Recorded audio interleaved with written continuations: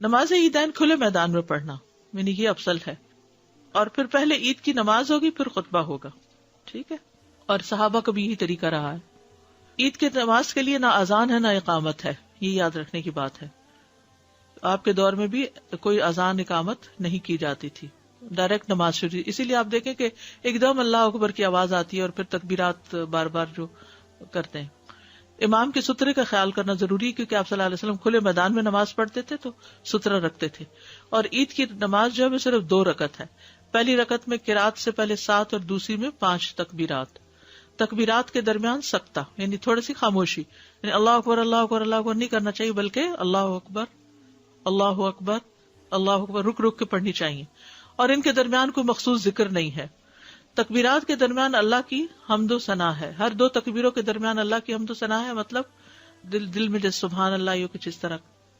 ہر تکبیر کے ساتھ ہاتھ اٹھانا اور باندھنا، یعنی جب اللہ اکبر کہیں گے تو ہاتھ باندھیں گے بھی۔ اچھا، پچھلی دفعہ مجھے کسی نے سوال کیا تھا کہ بعض لوگ جب نماز کے لیے کھڑے ہوتے رفع یدین کے بعد ہاتھ سینے میں باندھتے ہیں اور بعد چھوڑ دیتے ہیں، دونوں طرح ہی جائز ہے۔ جو سینے میں باندھتے ہیں اس میں تحقیق کی ہے میں نے، تو وہ سینے پہ جو باندھتے ہیں اس میں یہ ہے کہ وہ اس بات کو دلیل کے طور پہ لیتے ہیں کہ حتیٰ یعنی ہر عضو اپنی اصل جگہ پر آ جائے، تو نیچے جانے سے پہلے ہاتھ سینے پر تھے تو اٹھ کر بھی اپنی جگہ آ جائے سے مراد وہ کیا لیتے ہیں کہ پھر سینے پر ہی آ جائے،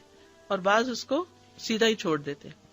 اور وہ سیدھا رکھ کر اپنی جگہ پر سمجھتے ہیں کہ آ گئی۔ تکبیرات کے ساتھ رفع یدین کرنا ہوگا، اور پھر نماز کی طرح دائیں ہاتھ بائیں ہاتھ کے اوپر سینے پر۔ تکبیرات کی گنتی میں شک ہونے پر کم کو بنیاد بنانا، یعنی بعض کا تو کئی ساری ہوتی ہے نا تو بھول بھی جاتی ہیں، تو امام کو اگر شک ہو 5 پڑھی ہیں کہ 4 پڑھی ہیں تو اس میں 4 کو یقینی بنا کے ایک اور پڑھ لی جائے۔ عید کی نماز میں قرات، نبی صلی اللہ علیہ وسلم سبح اسم ربک الاعلی اور ہل اتاک حدیث الغاشیہ پڑھتے، بعض اوقات عید اور جمعہ اکٹھا ہو جاتا تو بھی اس میں آپ یہی صورتیں پڑھا کرتے تھے۔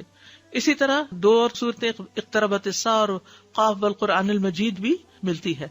کہ آپ پڑھا کرتے تھے۔ عید سے پہلے اور بعد میں کوئی نماز نہیں، اس دن آپ اشراق اور چاشت وغیرہ نہیں پڑھیں گے، صرف عید کی نماز ہی کافی ہے، عید منائیں۔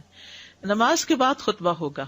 خطبہ نہ سننے کی رخصت ہے۔ یہ بات یہاں بتانی اس لیے ضروری ہے کہ بعض لوگ جب اٹھ جاتے ہیں نا تو جو بیٹھے ہوتے سنتے وہ کہتے ہیں کتنے خراب لوگ ہیں، یہ خطبہ بھی نہیں سنا اور نکل گئے ہیں، تو یہ نہیں سوچنا چاہیے کسی کے بارے میں، کیونکہ خطبہ سننا فرض نہیں ہے۔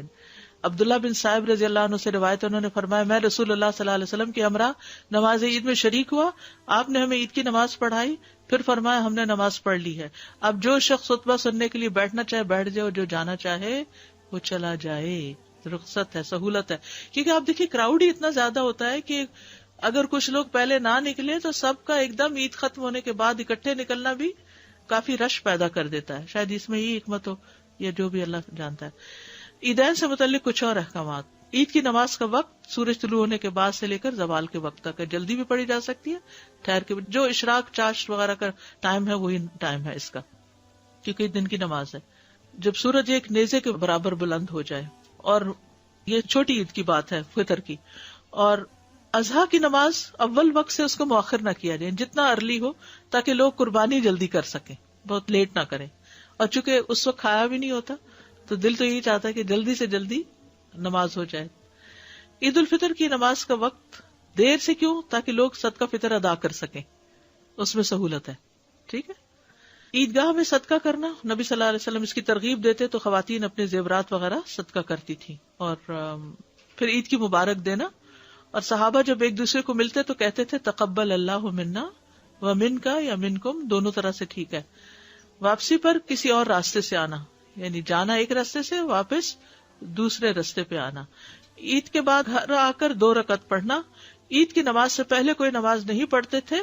اپنے گھر واپس آتے تو 2 رکعت نماز پڑھ لیتے تھے، ٹھیک ہے۔ عیدگاہ میں کوئی ایسی نماز نہیں، نہ پہلے نہ بعد میں۔ جمعہ اور عید کا دن اکٹھا ہونے پر،